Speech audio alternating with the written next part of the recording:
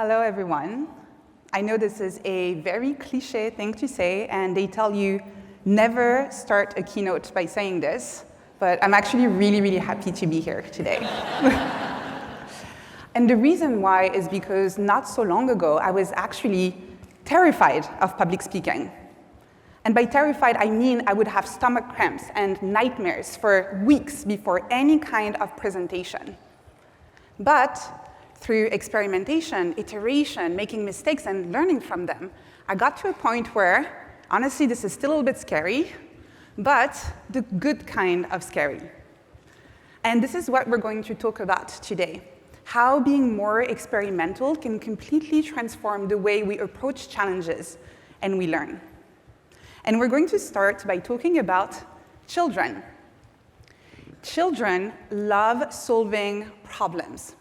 Give them a puzzle or a riddle, and they can't help themselves. Their brains are instantly going to get to work and trying to find patterns and make connections and really try to crack the code. Their prefrontal cortex, their hippocampus, their dopaminergic system are all going to start working together, reasoning, retrieving past knowledge, and keeping them motivated as they work through the problem. And the reason why they love solving problems so much is because children are natural experimenters. They will stack bricks together just to see how high it's going to go. They will mix colors and try to see what changes. They will press buttons just to see what happens. And they also ask a lot of questions. Studies show that on average, children ask more than 100 questions every day. They will ask you, why is the sky blue? They will ask you things like, what happens if I drop this? Or things like, why do you have to go to work? And every time you provide an answer, they will come up with even more questions. But then something starts changing. By age 5 or 6, the questions start to slow down. By middle school, children start worrying more about getting things right rather than figuring out things on their own. And little by little, progressively, they start replacing their focus on curiosity with a focus on performance. Instead of wondering, what happens if I try this? They start worrying, what if I get it wrong? So what's going on here? To understand this, we need to go back to the very definition of success. Success. This is something that we all want, we praise it, we admire it. We also spend a lot of time trying to measure it. We have OKRs, KPIs, performance reviews. It's as if we were all looking at a giant leaderboard where we're always asking, who's doing better, faster, bigger work? So what is this success that we're all so ardently chasing? If you open a dictionary and you go to S, success, the definition that you're most likely to find is something like this: reaching a desired outcome. And the reason why it's important is that this is the definition that we seem to all have agreed on collectively as a society. But I'm a scientist, so I hope you're going to indulge me for a moment as we break this down and try to understand exactly how this definition is working and what it implies. So first, you have reaching. So there's the idea of movement, of progress. Towards what? Something we desire. Something that we think is going to be good for us. And that something is an outcome, which means that success implies the idea of reaching a specific destination. This seems like the only obvious definition of success, but it's not. This definition of success is based on linear goals. They imply that in order to be successful, you need to know your desired outcome. You need to have a clear vision and a clear plan. And so what do you do in order to be successful in this society? Well, first, you define the desired outcome, and then you work really hard to get there. this sense of certainty is very reassuring. There's only one problem. We don't live in a linear world. We live in a non-linear world. There are market trends that keep on shifting, technology that keeps on evolving, and global events that can change everything overnight. And so we try to go from point A to point B to point C, but instead we find ourselves lost in this very complex, interconnected web with unpredictability at every turn. And what happens when we try to reach our desired outcome, but somehow we don't get there? We blame ourselves. And maybe we start comparing ourselves to others who seem to be more successful, who seem to have it all figured out. And so we feel like, you know what, those failures, let me hide them. Probably don't need to share them with anyone. When you focus on linear goals in a non-linear world, the only possible result is overwhelm and burnout. You know who has a completely different approach to success? Scientists. For a scientist, success is not reaching a desired outcome. Success is learning something new. Whatever the outcome, whatever the result, they're able to look at it without self-blame or self-judgment. And today, I want to convince you to start turning your studies, your teaching, your work, and maybe your entire life into a giant laboratory.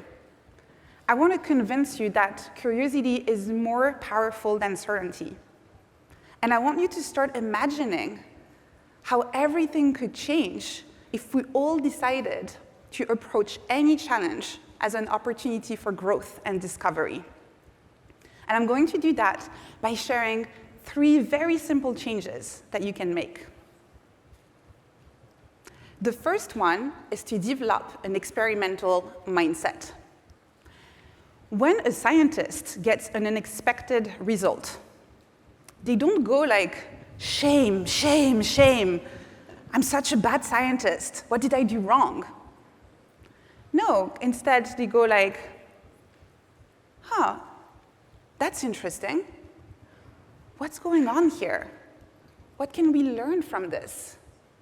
And this is because scientists understand that failure is an inherent part of learning. We need failure in order to learn. The interesting thing is that embracing failure as part of learning is actually aligned with how your brain naturally works. Or should I say how your brain would rather work if you let it, instead of clinging to linear goals. Your brain works based on something neuroscientists call the perception-action cycle. Sounds a bit fancy, but it's very simple. First, your brain is going to observe something in the environment, some data. And based on that, it's going to make a prediction. Sometimes, the prediction is correct. And this is great. Sometimes the prediction is wrong. And that's OK, too. As long as the prediction was not so wrong that you're dead, your brain is going to take that new data, that new information, and is going to use it to make a new prediction. And this is how your brain learns. The one thing that makes it a little bit more complicated, though, is that your brain is also designed for survival. It's constantly optimizing for your survival. And that means that your brain is always going to try to reduce uncertainty as much as possible. And that makes sense from an evolutionary perspective. If you think about our ancestors back in the jungle, the more you knew, whether that was where are the resources, or what is that weird noise in the bushes, the more you knew, the more likely you were to survive. But I think we all agree here that us, modern human beings, we want more than just survive, right? We want to thrive.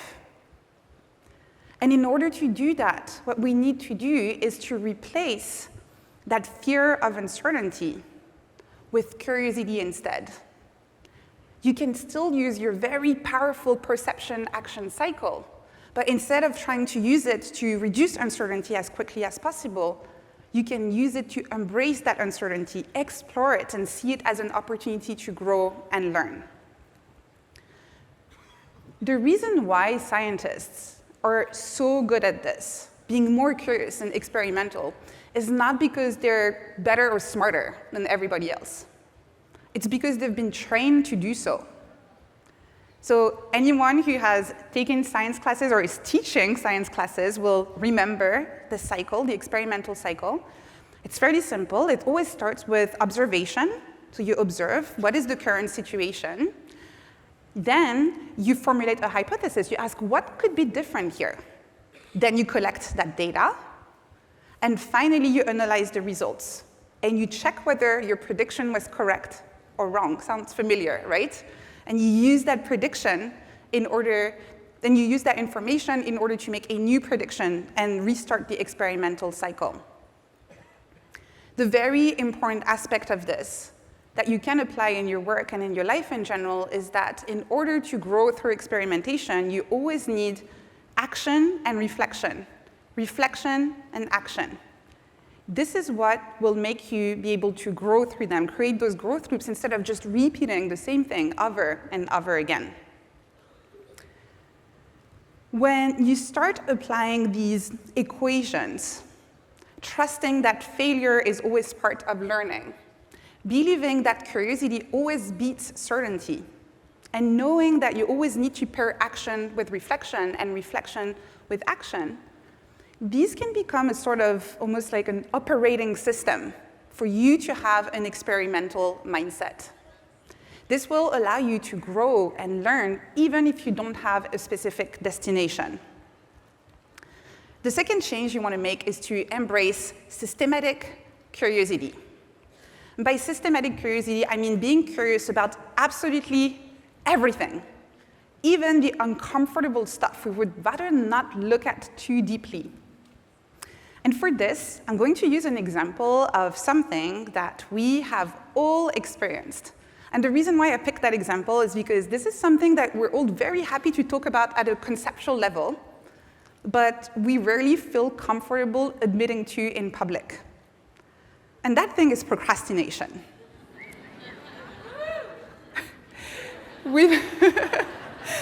Everybody's like, yeah, that's me. We've all been there, right? You're staring at a task and you feel like, yeah, now is the right moment to reorganize my bookshelf. Or I feel like I'm going to do a little deep clean of the kitchen. This is the right moment. Procrastination. So procrastination is basically delaying doing something that you decided you should be doing.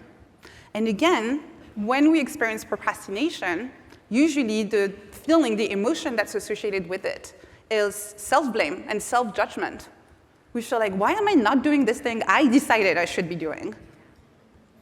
So what would happen if instead we replace that self-blame with systematic curiosity, if we decided to look at procrastination with curiosity? To explore something with systematic curiosity is basically just asking, without any self-judgment, where is this problem coming from? And so you can ask, is it coming from the head? Is it coming from the heart? Or is it coming from the hand? So in the case of procrastination, for example, you could say, where is the procrastination coming from? Is it coming from the head? In that case, that means that at a rational level, you're not quite convinced you should be working on this, even if it's subconscious. Maybe you feel like the task is badly designed. Maybe you feel like you're not the one who should be doing this. It should be delegated. Or maybe you feel like this is just not aligned with your priorities. At a subconscious level, you're not rationally convinced that you should be working on this, and so you procrastinate.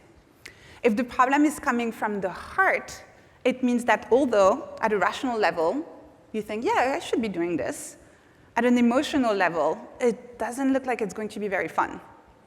And so you procrastinate. And if the problem is coming from the hand, it means that although at a rational level, the head says, yes, let's do this, the heart says, yeah, it looks like fun, at a practical level, you don't believe like you have the right tools, the right resources, the right support in order to complete the task. What's great is that when you start looking at any challenge, any problem, with curiosity instead of self-blame, then you can also systematically come up with solutions to address that problem. So if the task is not appropriate, the head says no, then you can just redefine the strategy, either on your own or as a group. Talk to other people and say, hey, I've been kind of procrastinating on this, not fully convinced. Can we brainstorm together and figure out if this is the right approach? If the problem is coming from the heart, then just redesign the experience around the task. Maybe make it more fun. Take the classroom outside, go and do it from a park. Go to a coffee shop. Grab a friend who's always fun to work with and say, hey, can we do a little co-working session while I do this thing that's not very fun? And if the problem is coming from the hand, then raise that hand. Ask for support, ask for training instead of feeling paralyzed and procrastinating. So as you can see, when you're systematically curious, it really changes your relationship to those signals your brain is sending you. And you can learn from them and use that information to make decisions instead of feeling stuck. Ultimately, this entire change in mindset, the experimental mindset, is about defaulting to curiosity. It's about relearning how to fall in love with problems. It's about letting go of the analysis paralysis, the imposter syndrome, the overthinking, and the self-blame. It's really about approaching any challenge as an opportunity for growth and self-discovery. The last change that I want you to start thinking about in order to work a little bit smarter without sacrificing your mental health and learn better in the process is to make space for your students and for yourself for continuous iteration.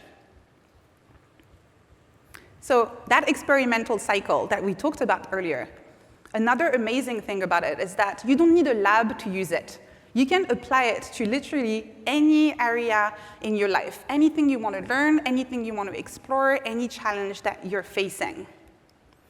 And it all starts with observation, as I said. And I know when we're doers, we have high agency, we want to try things, we might want to start experimenting straight away. But in order to design a good experiment, you need to start with observation. I call this self-anthropology, because the idea is to pretend for a little while that you're an anthropologist, but with your life and your work as the topic of study. If you think about what an anthropologist does, is that they go to a new culture, they know nothing about this culture, and they take their notebook, their field notes, and they start capturing what they observe. And because they know nothing, they don't have any judgment, they don't have any preconceptions. They just ask questions like, why are they doing things this way?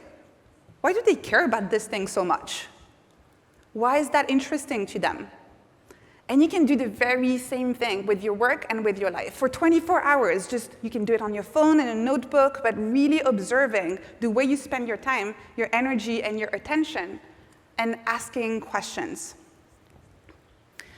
The second stage is to try and change something. So if you observe something interesting, an assumption that you made, something that you've been doing in exactly the same way for a very long time, or something you've been avoiding doing for a very long time because you're scared of it, you can design what I call a tiny experiment. And for that, you only need 2 ingredients. You need to know what is the action you're going to perform, just like a scientist that says, this is what we're going to test. And you need to know the duration, which for a scientist in the lab would be the number of trials. I want to show you how flexible this is. And this is the wrong slide.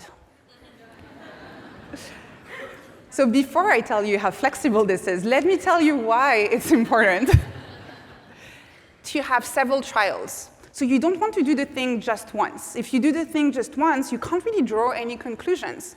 You need to do it several times. This is why you see in any scientific experiments that scientists will say, we're going to run this trial for 3 months. We're going to run this trial with 200 people. This is how you know that the patterns that you're seeing are actually patterns and not just a coincidence. And now I want to show you how flexible this is. So you can use this for literally anything, for learning languages, for coding, for reading more, for photography, it really applies to anything. I've seen people use that to experiment even with their diet, nutrition, whatever it is you're curious about, you can design a tiny experiment by deciding on an action and a duration. And for the duration, that's why I call them tiny experiments. I recommend going for something small, especially the first time you do something you've never done before. And this is actually how I got a little bit better at public speaking. So I started with practicing public speaking by making this little tiny experiment of saying, I'm going to record myself every day for 10 days, and I'm going to post it online without any editing. These are still online if you want to look them up later, and I cringe every time I see them. But this is what allowed me to get over that initial fear. Once I was done with this first cycle of experimentation, I felt like I learned enough. I said, OK, what does the next cycle look like? How can I be a little bit more ambitious with this? And now, which is currently running, I have an experiment where I say that every quarter, I have to say yes to at least one thing like this. That's much bigger and scarier. And I actually want you to start trying it here at South by EDU. You can start today. You don't need anything else. The tiny experiment I recommend you try for the next few days is this one. I will connect with 3 new people over the next 3 days. The reason why I underlined, there have been no slides behind me the entire time, and I've been pointing at this, sorry. So the reason why I underlined new people here is because I want you to really connect with 3 new people, not someone that you connected with on LinkedIn before coming here, someone really new. You don't know who they are, you don't know what they're working on. And then, that's the last part of the experimental cycle. When you go home, I want you to take a little bit of time. It can be just 15 minutes while having a cup of coffee, but reflect on the experience. How did that feel? Look both at the external and internal signals. External signals are the normal kind of like traditional metrics of success that we use as a society. So you could say, external signals, this was great, I connected with this person, and we're probably going to work together, and maybe we're going to create a course, and so great. Internal signals, how did that feel? Was it awkward? Was it uncomfortable? Or maybe it was really fun and you want to do it more. And based on that, you can decide how you want to tweak your next cycle of experimentation. You can go smaller or you can go bigger. Tiny experiments can lead to big changes.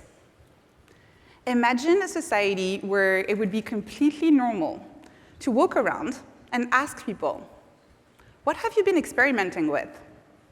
What have you learned recently? What are some of your latest failures? This would be the kind of society where not only we would foster more imagination and innovation, but it would also be the kind of society where we value people, not based on the quantity of answers they provide, but based on the quality of the questions they ask. Thank you.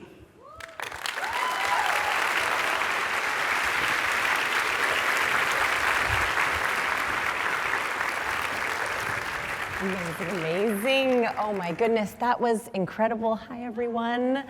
So I have so many questions. That was so inspiring. How did you come up with this amazing framework? Was it all based on neuroscience? Was it a dream that you had in the middle of the night? What was it? I think it was the realization that for the first part of my life, I kind of think of my life in terms of having 2 chapters. And the first chapter was very linear. I tried to do very good in school. I got a job at Google.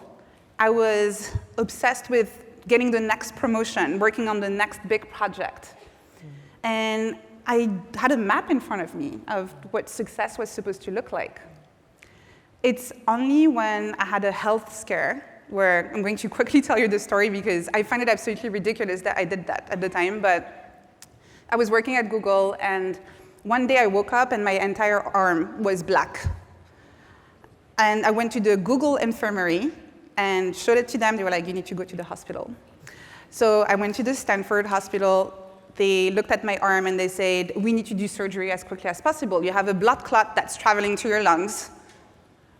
And what I did was, 1 second, I need to check my calendar. And I wanted to make sure that we scheduled the surgery at a time that would not disrupt any product launches I was working on.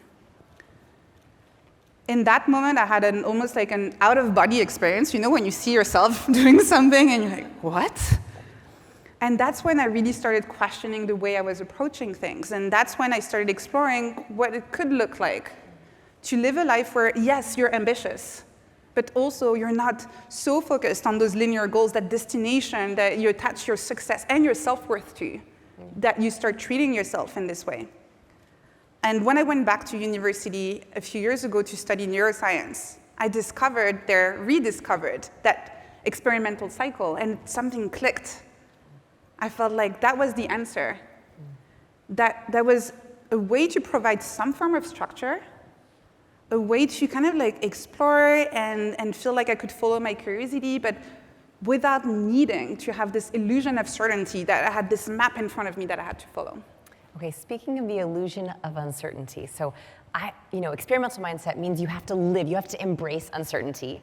For those of us who don't love uncertainty, how do we get more courageous? How do we become more comfortable in uncertainty? I think it starts with, first, knowing that it's completely normal that you feel this way. I talked about it a little bit, right? But our brains are designed to reduce uncertainty as much as possible in order for us to have higher chances of survival. Another reason why we tend to avoid uncertainty and to feel like we know what we're doing and look like we know what we're doing is that, again, if you think about like our ancestors, being excluded from the tribe also meant certain death. Mm-hmm. And because of that, we're also optimizing to try and be as useful, be a good contributor, be productive. Because our brains are telling us that if you do all of these things, nobody's going to reject you and you're going to stay alive. So first, I would start with that step of just not feeling bad for having this natural resistance to exploring uncertainty. That's completely normal. And the second one is just to have a little mindset shift here. And whenever you see something that feels a little bit uncomfortable, that you don't know, seeing it as an opportunity to try a tiny experiment. And when I tell people about having an experimental mindset, some people think that I'm saying, you need to just experiment with everything in your life. And that's not what I'm saying. I'm just saying, pick a small thing that looks a little bit uncomfortable and try experimenting around that. You don't have to start with something big and scary. You don't have to quit your job. You don't have to do any of that. So this is what I would tell people. First, it's completely normal. Yeah. Second, you can start very small. Okay, so speaking of small, one of my favorite things about your book, and I had like all these little tabs in my book, was as I was reading, I got ideas for little tiny questions that I had. So I was wondering for the audience, how can we come up with more ideas for tiny experiments? Like what are things that we can do like from small to medium? How do we think about impact? Like what are more things that we can do in the room that people can have little challenges for themselves? I love the one of like make 3 new connections. Is there any other ways that we can think of ideas? Yeah. So I kind of think about the way to find them in 2 different ways. Is the one that is a little bit more like, I'm going to sit down and try to figure out something I want to experiment with. For that, you can ask yourself questions like, what was I curious about as a child? And that somehow I've decided is not productive right now, not aligned with what I'm working on. And that could be a really good source of inspiration for an experiment. Another one is to look at your calendar. Literally open your calendar and have a notebook and look at the way you spend your time and your energy and ask yourself, is there anything I could do differently? So for example, if you've been trying to write a little bit every day on something you're working on, right? But you've noticed that every time you do it late in the day, you don't have any energy left and it's really hard and you have to force yourself. You could design a tiny experiment saying, for the next 15 days, I'm going to write first thing in the morning.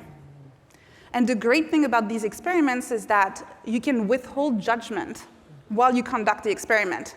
Just like a scientist doesn't go and poke at the data in the middle and feels like, oh, I don't like what I'm seeing, I'm going to stop the experiment. You don't do that, you just complete it. And at the end, you can decide whether that worked for you or not. So that's if you want to be intentional and say, I'm going to design an experiment. But there's also another way that I think is really powerful, is just noticing whenever you have a lot of resistance around something, catching yourself, having a fixed mindset. So an example I'm going to give you, for me, was last year. I was talking with a friend, and she was telling me that she was coming back from a meditation retreat. And I said, oh, I could never do that. I'm so bad at meditation. This is not for me.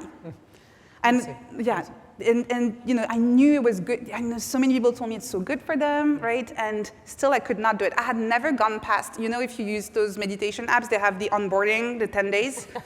I think I had never managed to get past 3 days. Yeah. That's how bad I was. Yeah. And I caught myself saying this. Oh, this is something I'm 100% sure I'm not capable of. That is actually a really good source of inspiration for a tiny experiment. And so I designed an experiment where I said, for the next 15 days, I'm going to meditate for 15 minutes every day. And because there was so much resistance, I decided to do it in public. Oh. Yeah. I didn't film myself doing it. That would be very boring. Yeah. Very just like meditating for 15 minutes. And that's it. Yeah. No, I created a Google Doc, and I shared the link online. I posted it on my socials and my newsletter. And at the end of each meditation, I would just write how it felt, the challenges, the questions I had. And then a bunch of people started commenting on the Google Doc, sharing resources. When I was like, is it normal that it's just, I feel itchy everywhere?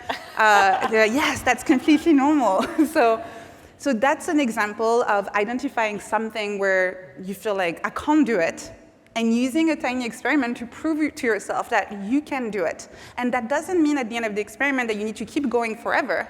If the answer, again, external, internal signals, if the answer is, first, I can do it, but I hated it, that's fine. Now you know, and it's not based on just the assumptions that you have. It's based on having actually collected data.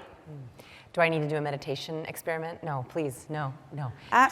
You're the scientist of your own life. I'm not going to tell you what to do. So okay. Ideally, like, everybody should have very different experiments that are really based on their own experience. You know, I like what you said with this hand, where it was the internal, like, I now know the answer. You know, I think a lot about confidence and how we get more of it. Could tiny experiments be a kind of a side door into confidence? Have you noticed as people are doing these, do they leave more confident? Are they getting more confidence? Like, could we help our students do tiny experiments, even if the answer is no, to get more confidence? How do they tie in together? Yeah, so the reason why, so first, yes, absolutely. The reason why is because when you run an experiment, it completely changes your relationship to success and failure. When you have a linear goal with a specific outcome, it's very binary. So either you get to that specific outcome and that is success, or you don't and that's failure, right? And that's normally how we measure success. But again, when you run an experiment, success is just learning something new. Mm-hmm. So instead of saying, I'm going to try to get this, you start from a hypothesis, from a bit of a research question. You say, I'm curious about this. What if I try this? What would happen? And it really changes that, you know, the starting point. You don't need to have any confidence about the outcome because you're only trying to figure out whether this is going to work out or not. Mm-hmm. So it will first build confidence in getting started because you say it's just a tiny experiment. That's all I'm doing. But then you build confidence through the repetition, the repeated trials.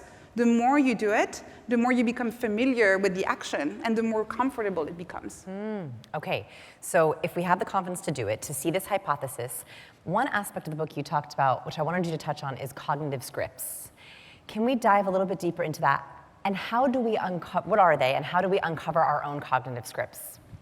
So cognitive scripts are patterns of behaviors that we follow in an unconscious way because we've been kind of taught to follow them, and that's what everybody around us is doing. So that was this entire research started with a seminal studies in 1979 that had a very simple research design. They asked people, if I put you in this situation, what do you do? And what they found is that most people, given a certain situation, will actually behave in the exact same way. which is fine for a lot of the situations that they shared, like going to the doctor, for example. So you go to the doctor, you wait in the waiting room, that's why it's called a waiting room, then they call your name, and then you go in the doctor's office, and maybe they ask you to get undressed to check what's wrong, right? If the doctor walked out of their office into the waiting room and asked you to get naked in front of everybody, you would feel really weird. Mm-hmm. And that's because they're going off script. So scripts are okay for a lot of social situations where you don't want to overthink about how you're supposed to act and what you're supposed to do. But the problem is that scientists discovered that we follow cognitive scripts in many more areas of our lives. Areas of our lives where maybe we don't want to follow a cognitive script, including designing our career, deciding what project to work on, or even what to wear. Mm-hmm. So in the book, I talk about 3 cognitive scripts that are the most important ones, and I would highly recommend trying to pay attention to in your life and in your work and seeing if maybe you're following some of them. So the very first one is the sequel script. It's the belief that whatever you do today, whatever decisions you make today, it needs to make sense based on the decisions you made in the past. It needs to follow a nice narrative. And this is why a lot of people start only looking for jobs that are aligned with whatever they studied in school, instead of opening up those possibilities. This is also why, by the way, we rewrite our CVs, our resumes, because we want it to make sense, have a nice story to it. So that's the sequel script. The second script is the crowd pleaser script. That's when we make decisions to make people around us happy. And those people around us could be our colleagues, but that could also be our partner, that could be our parents. That's very common with people from an immigrant background where their parents worked really hard to help them go through their studies, and then they feel like they have to do the thing that's aligned with whatever those studies were. And the last script, which I think is the most insidious one, because that's the one we celebrate as a society, is the epic script. It's the idea that whatever you do in life, it needs to be big. It needs to be impressive. It needs to follow your passion. And because of that, a lot of people first put all of their eggs in the same basket and tie their identity to whatever their work is, feeling like that's my big thing, that's the thing I'm passionate about. But also, a lot of people are miserable because they feel like they haven't figured out what their passion is yet, and something's missing. When in reality, when you ask people, hey, you look pretty passionate about what you're working on right now. How did you figure that out? None of them will tell you they went through like a 5-step process with a worksheet where they found their passion. They will all tell you, I kind of stumbled upon it. I was working on this thing, I met this person, I started working on this project, and one morning I woke up and I felt like, whoa, I feel like I could be doing this for the rest of my life. And this is really how you find your passion, by experimenting, trying new things, and putting yourself out there, not by obsessing over having this epic kind of work that you should be doing. The middle script it got me thinking about social scripts. And this was actually my favorite part of the book, the very end, the last section, get to it for sure, on social flow and how our tiny experiments can be impacted by the people around us. By the way, my tiny experiment is not asking, what do you do? Because I feel like it's a social script that you get into autopilot, and breaking that has been hard. So can you talk about how this works with social flow and, that idea? The social flow is fascinating. So probably in this room of educators, you're all familiar with flow states. Something not as many people know is that, so flow states, we think about them as this very individual thing. You're in the zone, working on something highly focused, feeling like your creativity is very high. There's also new research showing that we can have better states of flow when we get in the flow as a group. So if you can design tasks or exercises or projects or tiny experiments that people are trying together that are really aligned with people's sense of curiosity, what they're interested in, then you're going to demultiply this flow effect, and people are going to feel more focused and more creative in the process. So this is really fascinating, and this is something that you can use in any kind of group, and even for yourself, like again, by just grabbing someone who's working on something similar and saying, actually, I want to do like a deep work session on this to maximize how productive, creative, and focused I'm going to be. I'm going to grab someone who's working on something similar, and we can do a little co-working session. Mm-hmm. Okay, so I wanted to talk about buy-in, right? Like saying to someone, I want to do this experiment, will you do it with me? Saying to students, we have an idea, let's do this experiment together. Even like bosses, right, colleagues, how do we get buy-in on, I want to have an experimental mindset, I want to do this tiny experiment? Do you have any ideas or even scripts of like, how do we get buy-in from our bosses, our colleagues, our students on that? That's the great thing, is that you don't need buy-in. So you can just do it, and you should. But I'm waiting for buy-in, yay. That's what I love about it, is that just do it, and then come with the results, share the results. And I think this is something we don't necessarily feel comfortable doing, but everybody would appreciate it if a colleague comes and says, hey, I tried this thing. It was a complete failure, don't do it. Let us save like a little bit of time as a team, right? And so that's the great thing, just do it. Whether it succeeds or it fails, you are going to have new data, something interesting to share back with the team. No buy-in, just do it. Oh, courage, courage, courage. Okay, I have one more question before we take questions from our lovely audience, which is, highly ambitious people are very linear, right? They have like a structure, they have goals. Can you be both highly ambitious and highly curious? Are they opposing forces, or do they go together and speed each other up? I hope the answer is second, but. Yes, you can be highly curious and highly ambitious, although it is kind of discouraged in today's society. So, and that's something I'm actually very sad about, and I hope to change, is that for a lot of people who are highly ambitious, curiosity can almost be perceived as a distraction. So you're supposed to be focused on the goal, you're supposed to do the thing, you're supposed to apply the playbooks, and just do the things in order. And there's really this mental model of a ladder that you're supposed to climb, right? So anytime you look right or left and you stop, you're wasting time. But if you're able to be both ambitious and curious, if you're able to embed it, to have those experiments, to make some space for, yes, you can still climb if that's what you want to do, but have that space for having those tiny experiments on the side, you will actually find that you can also climb that ladder faster, but without being obsessed with it. Because again, you're going to be able to be the kind of person who comes with new ways of climbing that ladder. Or maybe letting go of that ladder and going and climb a different one.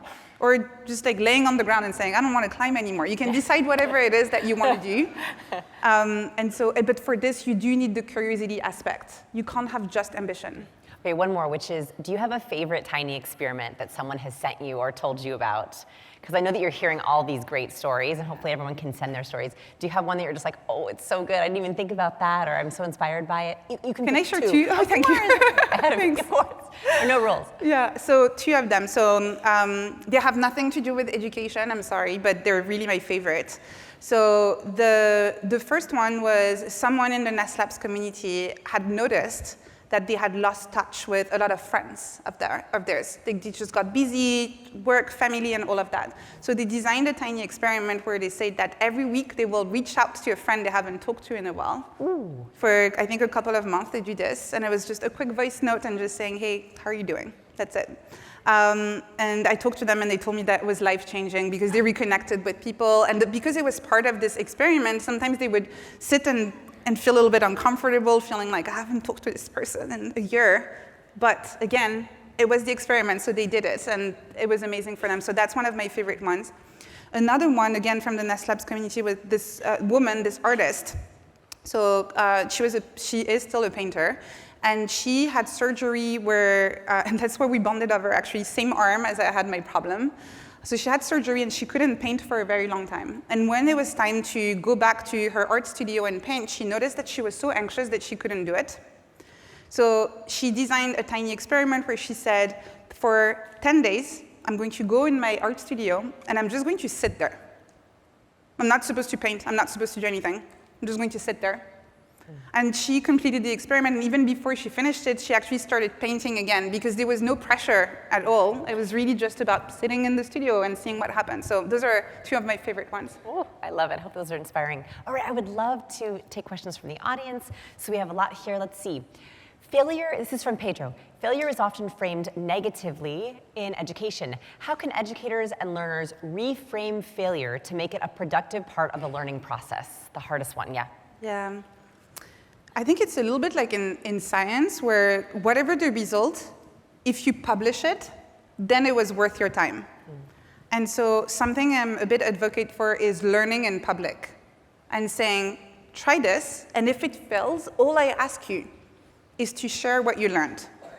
Share what you learned with your classmates or just with me if you want to have a setting where it feels even more comfortable at first. Again, starting small, but saying it's not failure if you learn something new in the process. And by learning something new, it means, again, sharing those lessons, but also think about the cycle.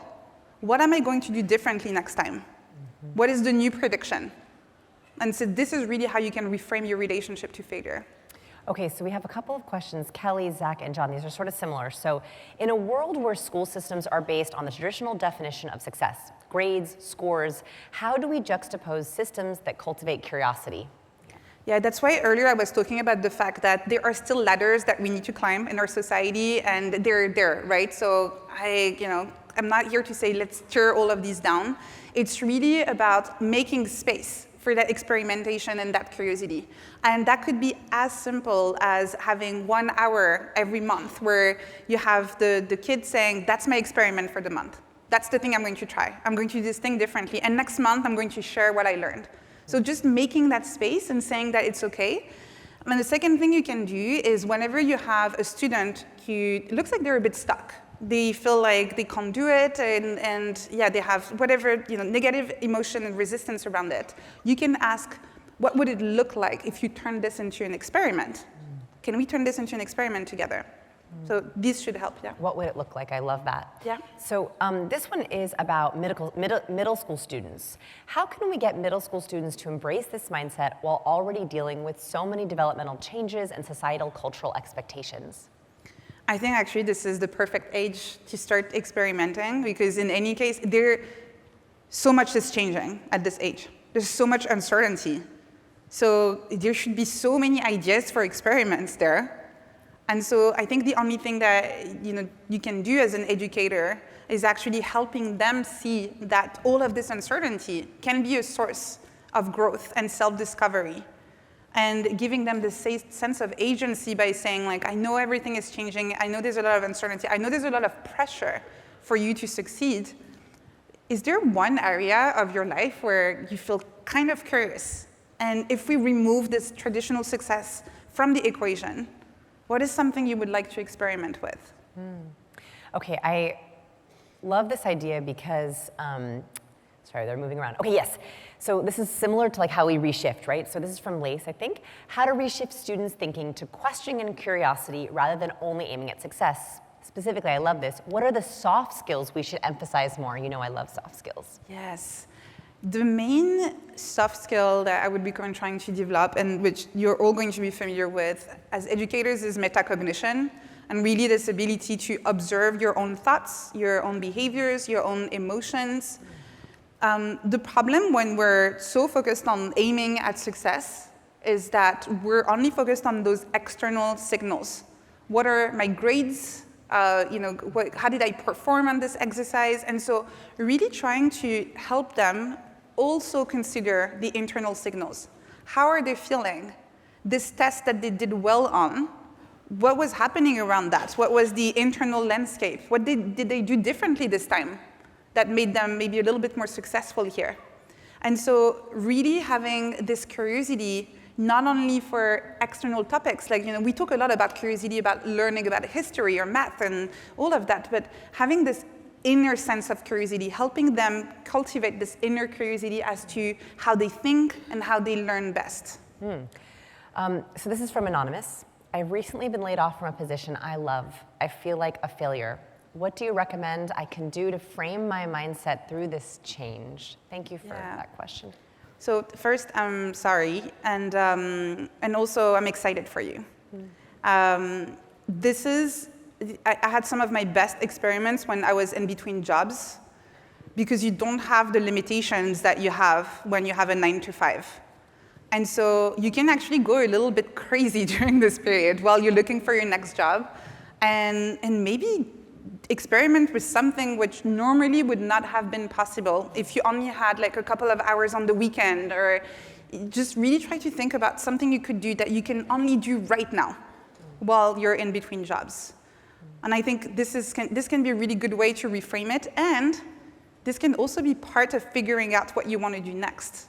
Because as you experiment, you might discover things that you really enjoy and you're really curious about. that you would have not realized if you just jumped from your previous job to just finding the next one and following that SQL script that we talked about. I agree. If it's helpful, my biggest failures have led to my greatest sparks. Yeah. Okay, from Josh. Can you provide an experiential example of how this framework has worked and the effects it produced in a learning situation, like a classroom, a lab, or a workshop? And that's great. Like, what are some specific examples that people can use in their schools? Yeah, absolutely. So I do teach classes, both at King's College London and at NAS Labs. And to me, really, this is about always trying to reframing everything as an experiment. And so if you're going to study a topic, you're probably going to have to go through a curriculum, and that's something I'm frustrated about at King's College London too. I have to follow the curriculum. But I always try to figure out how can I inject a little bit more experimentation in there. And so something you can do is just to literally ask students, as part of their homework or whatever they're supposed to do, to come up with an experiment. And that's not going to be something you want to grade necessarily, because that wouldn't make sense with what an experiment is, right? Just design an experiment around this topic. Do it at the beginning when you know nothing about the topic. Is something you're curious about, like, you vaguely know about what we're going to study together. Is there something that you want to experiment with?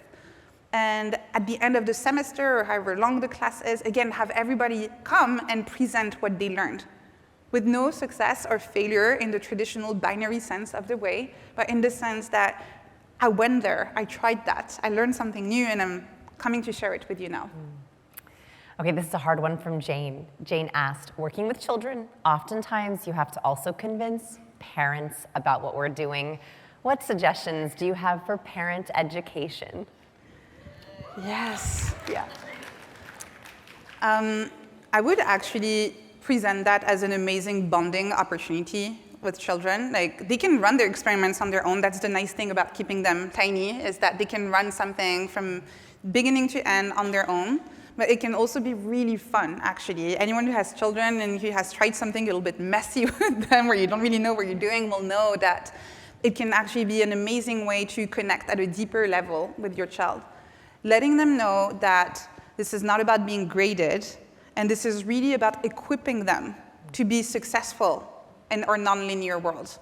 I also think that deep down, most parents know that what is going to make their children successful is not how well they remember those historical facts that they're supposed to learn by heart for an exam. It's the learning how to learn. It's this ability to adapt, to navigate uncertainty, to extract information from their environment and to iterate. This is what is going to make them successful. So if you're the kind of teacher who says, hey, actually, I know and I agree with you, and we're actually going to make space for that, I think most parents are actually going to be quite happy about it. Mm-hmm. Okay, to a fun one. From Andy, how might playfulness and humor and humility fit into this idea of an experimental mindset? That's a good one. They're absolutely core to it. You do need to be playful. You need to not take yourself too seriously when you experiment. You're very often starting an experiment with the hypothesis that this might go horribly wrong. Mm-hmm. You can only do that if you're not taking yourself too seriously. So they're core, and actually they can even be a compass for choosing your next experiment. There's something that feels like it could be a lot of fun. Again, you're not quite sure how that would align with your current work or with the curriculum you're supposed to build with your classroom. It just feels like it could be really fun, and maybe there's a possibility that you would look ridiculous. Yeah. Like, that actually can be a really good compass for choosing. Have you had any silly ones? Have you had any silly ones that you've done or seen people do where you felt silly? I mean, honestly, just recording myself talking about like literally the most boring stuff on camera and posting it on Instagram straight away, unedited. I had my cringe moments, for sure. Yeah, so that was one. I had another one also where I decided to make cheese live on video from my home. Cheese is hard to make. Oh yeah, a lot of strain. Yeah, that didn't go very well. Okay.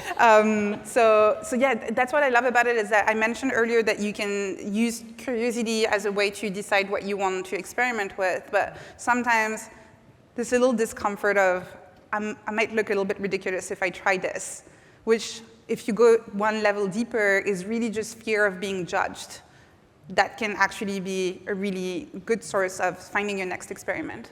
By the way, please come find me afterwards if you have a fun or silly one, because I want to hear it. Like, that's what I want to hear. That's going to be my conversation start of the next couple days. Okay, what's an easy way to start your day? So this is from Francesca. What's an easy way to start your day engaging in a productive and positive mindset? Because to be able to do these tiny experiments, I think we have to bring that kind of growth positivity. So how do we start the day with that? I actually don't like being prescriptive with these things because I think it looks different for everyone. And I actually do think this is something you can experiment with if you pay attention to it. So you can actually say that for the next week, you're going to try a specific morning routine. And at the end of the week, So this could be an experiment. This could absolutely be an experiment. And this is why I'm not a big fan of when people tell you this is what your morning routine should look like. Wake up at 5 a.m. and meditate and journal and stretch. But A-type people, we love the prescriptions. That's why. Tell us what to do. Yeah. I know. And so I'm sorry, I'm not going to tell you what to do. But Francesca is me. Sorry, Francesca. But yeah, that's what I'm hoping to provide here is more of a toolkit that you can use to figure out for yourself what that might look like for you. Okay, from Devin, the current education environment is very unstable. How do we talk to funders and stakeholders about embracing uncertainty and experimentation? I think you need to talk about it and just, it's necessary. To me, it should not be even a discussion. Oh. There is no way for any kind of company in education or otherwise to be successful long-term if you don't embrace uncertainty. I genuinely think this is going to be the defining factor in between educational companies that are going to be successful and the ones that are not going to be successful is really knowing that, yes, things are changing, things are very uncertain, but it's actually a good thing. That means that anything is possible if you choose to experiment. So I have one final question before we wrap, which is, what's one question you would leave the audience with?